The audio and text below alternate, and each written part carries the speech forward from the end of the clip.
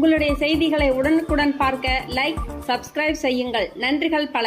அனைத்திந்திய அண்ணா திராவிட முன்னேற்ற கழகம் வட சென்னை தெற்கு கிழக்கு மாவட்டம் சார்பில் பேரறிஞர் பெருந்தகை அண்ணா அவர்களின் 116வது பிறந்த நாளை முன்னிட்டு கழக பொதுச் செயலாளர், தமிழ்நாடு முன்னாள் முதலமைச்சர், சட்டமன்ற எதிர்க்கட்சி தலைவர், புரட்சித் தமிழர் எடப்பாடியார் அவர்களின் அறிவுறுத்தலின்படி சென்னை மங்களபுரம் சந்திர யோகி சமாதி சாலையில் 74வது வடக்கு வட்டம் சார்பில் மாபெரும் பொதுக்கூட்டம் நடைபெற்றது.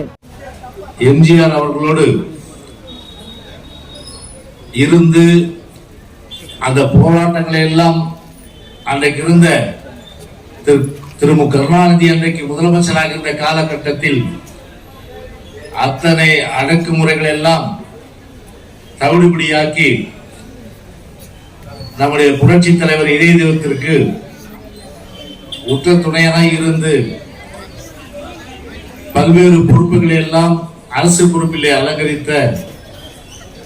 அலங்கரித்ததோடு மட்டுமில்லாமல் கழக சகோதரர்கள் உதவி என்று வந்துவிட்டால் அந்த காலகட்டத்தில் அவர்களுக்கு எப்படியாவது உதவ வேண்டும் என்கிற வகையிலே தன்னுடைய இல்லத்தில் மட்டுமல்ல அலுவலகத்தில் சென்றால் கூட பார்வையாளர்களை சந்திக்க தவறாமல் அவர்களுக்கு என்ன வேண்டும் என்று கேட்டு உதவி செய்கின்ற அந்த மனோபாவம் பெற்றிருக்கின்ற நம்முடைய அனைத்துலக எம்ஜிஆர் மன்ற செயலாளர், முன்னாள் அமைச்சர், குறிப்பாக அருமையண்ணன் புனையன் பற்றி நான் குறிப்பிட வேண்டும் என்று சொன்னால், அன்றைக்கு இளைஞரினுடைய ராயபுரம் பகுதி துணைத் தலைவராக இருந்த காலகட்டத்தில் அது மட்டுமல்லாமல் நம்முடைய தமிழ்நாடு பட்டதாரியின் பெயரை ஒன்று அனைத்திந்திய அண்ணா திராவிட முன்னேற்ற கழகத்தின் சார்பில் உருவாக்கப்பட்டு அதன் அடிப்படையிலே புரட்சி தலைவர் ஆசி பெற்று நாங்கள் அவரை சந்தித்து சால்வடித்த போது எங்களுக்கெல்லாம் வாழ்த்து சொன்னார்கள். கிடையாது, அன்னைக்கு தலைவர் இல்லைன்னா உங்க அப்பா அமைச்சரும் கிடையாது. தலைவர் மறைந்த பிறகு கழகம் இருவேறுபட்ட பிறகு ஜே ஜானாட்சி, அந்த கேப்ல தான் நீங்க 89ல நீங்க ஆட்சி பிடிச்சீங்க. 91ல அம்மா மீண்டும் ஆட்சி பிடிச்சாங்க. 96ல சில ஊடகங்களுடைய அந்த தவறான அளவுக்கு மக்கள் மத்தியில கொண்டு போன விஷயங்கள் அதெல்லாம் கொஞ்சம் ஈடுபட்டது. 96ல ஒரு பெருந்தோல்வி. ஆனால் ஒரு தோல்விக்கு பின்பு மீண்டெழுகின்ற ஒரு மாபெரும் இயக்கம் என்று சொன்னால் அது அனைத்து அண்ணா திராவிட முன்னேற்ற கழகம் தான். எப்படி ஒரு பந்து அடிக்கடிக்கு என்ன ஆகும், மேலே எழும்பும்.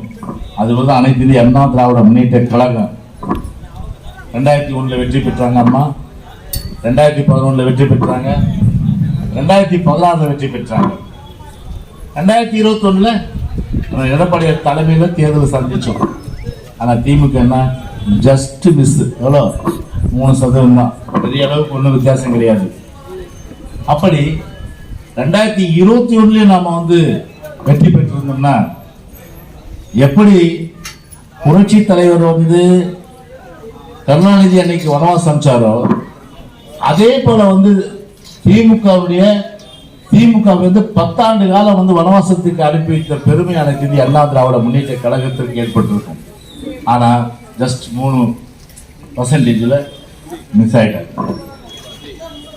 அப்படி 3% ஆட்சி பிடிச்சு இந்த விடியாத திமுக அரசு தமிழ்நாட்டு மக்களுக்கு ஏதாவது நன்மை இருக்கா? 1000 ரூபாய் கொடுக்கணும்னு சொல்லி பீத்திக்கிறாங்க, பெருமடிச்சுக்கிறாங்க. அது யாருடைய பணம்? கருணாநிதி அவங்க அப்பா வீட்டு பணமா, இல்ல ஸ்டாலின் தாத்தா வீட்டு பணமா? அது உங்க பணத்தை எடுத்து உங்களுக்கு கொடுக்குறாங்க. டாஸ்மாக்ல இன்னைக்கு 32,000 கோடி ரூபாய் வருமானம் இருந்தது. அண்ணன் நிதி அமைச்சராக இருந்து அண்ணன் கூட எனக்கு தெரியும். ஆனா இன்னைக்கு எவ்வளவு வருமானம் இன்னைக்கு ஏற்றிருக்காங்க? 52,000 கோடி ரூபாய் ஏற்றிருக்காங்க. 1000 கோடி 2000 கோடி இல்லை, 52,000 கோடி ஏற்றிருக்காங்க.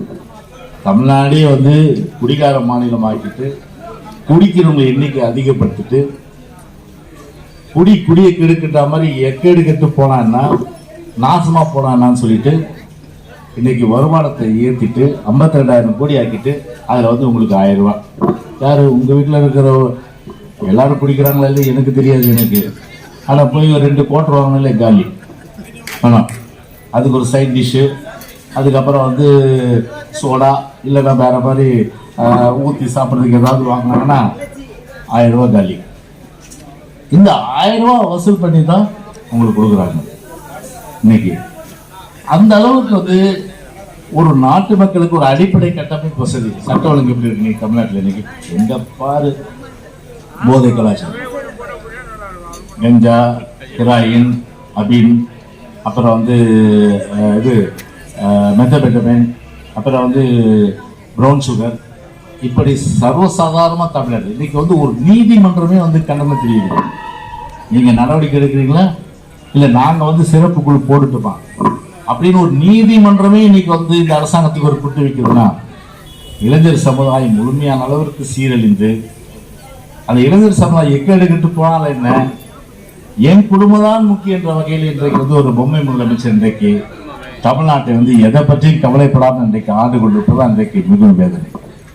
இந்த தொகுதியுடைய சட்டமன்ற உறுப்பினர் வெள்ளக்காலம் வந்தது, ஏதாவது வந்து பார்த்தாங்களா? உங்களுக்கு வந்து பார்த்தாங்களா? எந்த நிவாரணமாவது கொடுத்தாங்களா? ஒரு நிவாரணம் கொடுக்கல.